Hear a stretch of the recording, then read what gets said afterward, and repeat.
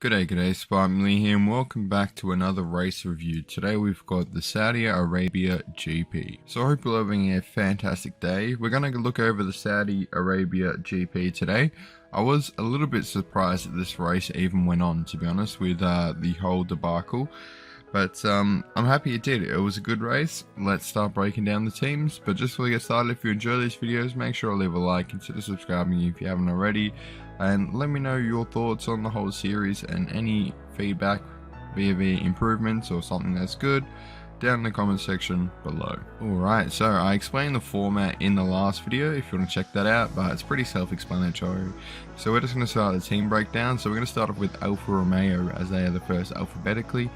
Now, Alfa Romeo had an awesome race last weekend. Of course, they gave them an A+, with Bottas finishing in 5th. But this weekend, a bit more of a reality check for them, as Bottas DNF'd with a very similar issue. 3 cars dropped out with what looked like a similar issue.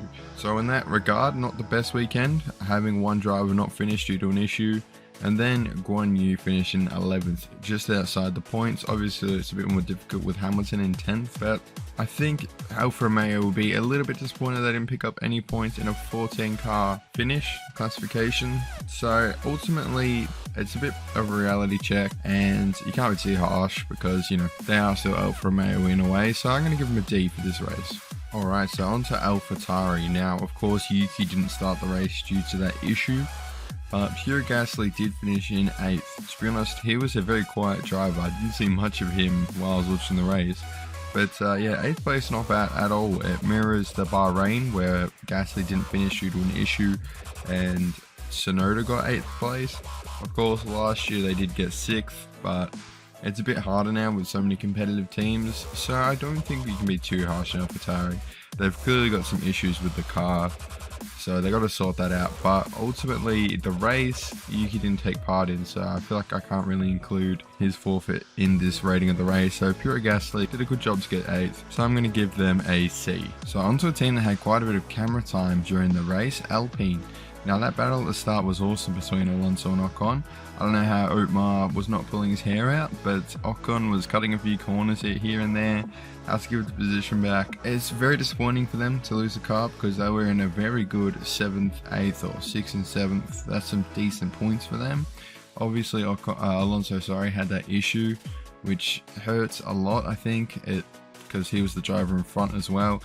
But Ocon still brought the car home in P6, which equals their points tally from last race. So I don't think AlphaTauri will be too disappointed. They obviously got some issues with the car that they're hoping to fix. So I'm going to give them a C. Pretty funny that 4 out of the 10 F1 teams all start with A. But on to the last of the A's, Aston Martin. Now, this race, I don't know what's going on with them. They just have started this year and have been nowhere. 12th and 13 in a race with 14 runners is not good. Especially for Aston Martin, who are hoping to make some gains this year. They are now one of the only 2 teams, them and Williams, who haven't picked up a point this season. I know Hulkenberg's still in the car, but as a team overall, especially when Hulkenberg's finishing over Stroll, I think it has to be an F weekend.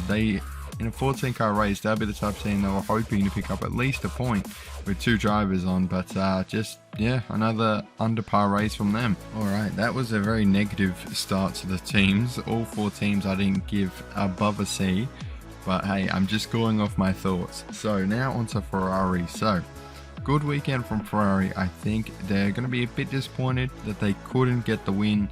But man, that battle with Leclerc and Max was awesome. I thought Leclerc actually had Max, because Max is so aggressive and Leclerc just knows when to give a corner and get DRS, but Max adapted. More on that in the Red Bull segment. But I think it's been a great start to the season for Ferrari. I don't think they can be too upset with that 2nd and 3rd. I think they'll be happy with that, so I'm going to give them an A, just because it was a solid weekend. They could have got the race win. They played their strategy very well, got a bit lucky with the safety car. But yeah, other than not winning the race, that was a pretty good weekend for them. Alright, so on to Haas, who of course only had 1 runner in this race after the Mick Schumacher incident. Thank God he's alright. That crashed the turret into a concrete wall. K-Man continues his awesome F1 return by picking up more points. 9th place this time around, behind Gasly and in front of Hamilton. Again, Kevin Magnussen converting that 10th place qualifying to a 9th place race result. So Not a bad weekend at all for Haas. I think they'll be happy to pick up some more points, especially after the last 2 seasons. So I'm going to give them a B, just because they did what they had to do with only 1 driver in the race and picked up points. So on to McLaren, who I was feeling very grim watching them at the back of the grid, but they slowly worked their way up. Obviously Ricciardo retired, which is a bit disappointing for them, but Lando finishes in 7th, which is an awesome improvement on last weekend. They're on the board on the standings. Hopefully it's only up from here, because I don't like seeing McLaren struggle as an Australian and just as a general McLaren fan. I mean, who doesn't love McLaren? Lando and Daniel's got to be one of the best driver pairings on the grid. But yeah, big improvement for McLaren. Shame about Daniel, but they picked up some solid points. So at a contrast to their F last week, I think they made a solid improvement, picked up 6 points. It's just a shame about Daniel, but they'll sort that out hopefully. I'll give them a C+. They're moving in the right direction. Alright, so on to Mercedes. Now, I do think this is a bit of a rough race for them. We have really seen the strength of the grid this year with the fact that Hamilton can have a bad qualifying session and not be able to chop his way in the pack and finish in the podium like he used to be able to do last season. So he's got 10 points today. I'm not sure their strategy was really there. I think maybe... I mean, I respect Hamilton for going so long on tyres, but maybe there was an opportunity under the safety car right at the start. But I guess he was already on the hard. So I think Russell was sort of nowhere compared to the top 2 teams, and that's really where Mercedes want to be. And Hamilton in 10th place isn't great with picking up points. So ultimately, Russell put in an absolute shift. He made some awesome moves, so did Hamilton. In relation to Mercedes though, they've lost the entire gap they had to Red Bull after they DNF'd in the first race, so I think they'll be disappointed. They lost major ground to Ferrari as well, so this weekend overall I think is a D for them. Now onto our race winners team, Red Bull. Now, good weekend from Red Bull overall, I believe. I mean, obviously getting the first race win's awesome, especially after last weekend. Perez got very, very unlucky this weekend, may I just add. The safety car, then the whole Sainz pit lane thing, the safety car line. So, I mean, that was sort of out of Perez's hands. He still came through in 4th, which isn't too bad. Verstappen, like I hinted to earlier, he was not very patient with his move on Leclerc, and then he finally, it took him a couple of laps, but he was finally patient, picked his moment perfectly, and got the move done. I do think he got a bit lucky right at the end with the yellow flag in Sector 1 with another Williams, helping out Max a little bit there, but ultimately I think it was a very good weekend from Red Bull. They got very unlucky with Perez, maybe a bit lucky at the end there with Max, but overall I think it's an A weekend. Just the bit of unluckiness is preventing them from an A+, which is harsh, but I think they'll be happy with this weekend. So on to our final team on the grid, Williams. Now they were quite forgettable with this race in retrospect. Obviously, Latifi was a big moment when he retired, then Albon as well affected the top of the grid, but a double DNF, that can only really be an F, I'm afraid. They look like, I mean, the only reason Albon's in 14th because everyone behind him crashed out, and then he crashed out, so, I mean, ultimately, I can't really give anything other than an F because they didn't finish the race. Bad couple of errors from them, so yeah, that's Williams. So, time for our top 3 drivers of the race, and can I just say, this was a bit difficult to do.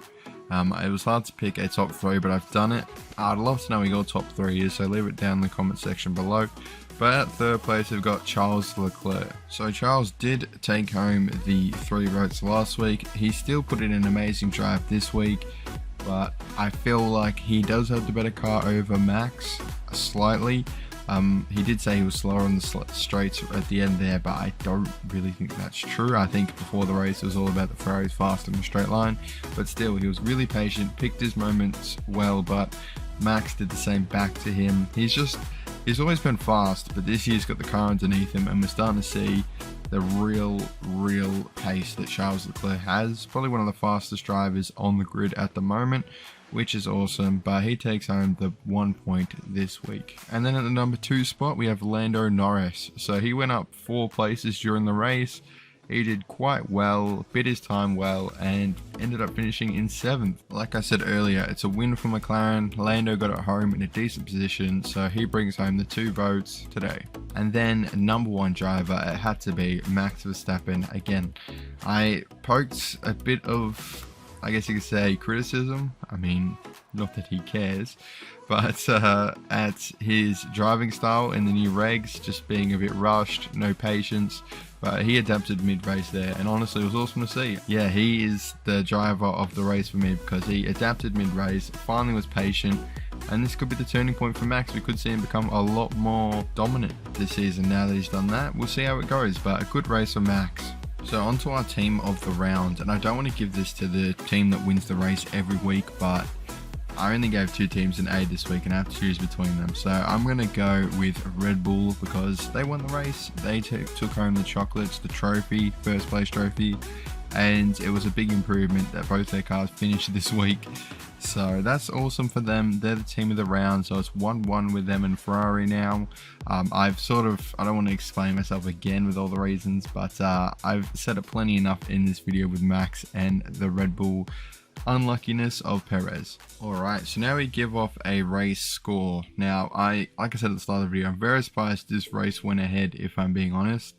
I do think this is probably the most dangerous track on the calendar as well. So you add what happened on Friday to that as well, it makes it to a whole new level of danger. But it was fun in the end, so I'm happy they went ahead with it. Obviously, the Mick Schumacher accident was tough, but this is a race reaction, not a qualifying one.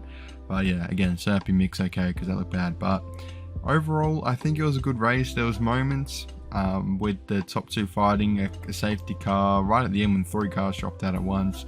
But the best part about it, no controversy. F1 is doing a great job the first 2 races to just try and start a new chapter, because that whole fiasco at the end of last year still, I think I've seen on Twitter, it still lies in a lot of people's minds. So avoiding controversy, fantastic for it. The race was decent, a bit drab in parts, but it's just so good to have them back. The F1's back, so I'm going to give it a B+. Alright, so as you can see here, we got the team gradings. I've added an average column, so I think that'll be interesting to see how that goes throughout the season.